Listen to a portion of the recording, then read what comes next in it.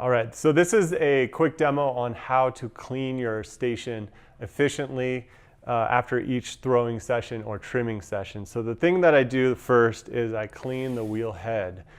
And I use a sponge very similar to how I clean the wheel head first to get my clay on there. So once the wheel head is clean, I turn off the wheel.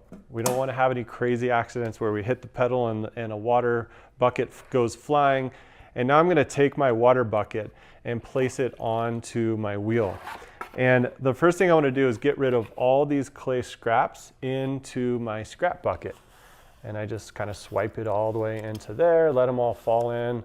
And now we have a tray that's full of slip and clay and things that we want to get rid of. So what I do for this wheel particularly, it's really easy.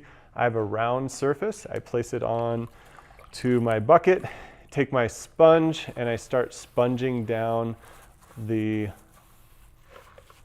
tray. And the reason why I teach this method is because you might be in a community studio or a classroom setting where there's going to be a lot of people kind of congregating at the wheel, maybe all at once, or you just don't want to go to the wheel and kind of interrupt or bother anyone that's there. So you can clean everything you need to at your station, and then the last thing you're going to do is take your bucket of water and your slip and bits and put them wherever you need to put those in your clay studio.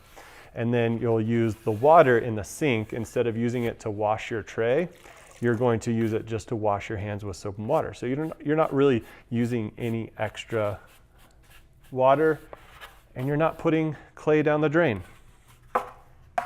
So look how clean that was. Even with dirty clay water, if you wring out your sponge and you wipe your sponge around, it will clean your tray. If you're using dark clay, you might have to do one rinse at the very end to get that dark kind of residue off.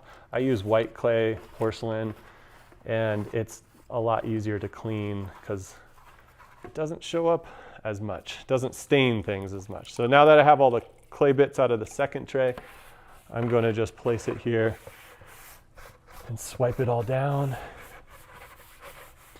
And we'll be done with the cleaning. So that's a really efficient way to clean your station.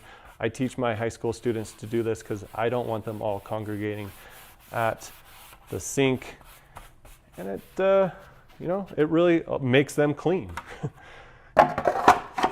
So we have a clean station, and again, you just deal with the water in your bucket, or you just leave it here, let it settle, and then you can siphon off or drain off all the water that settles the next day.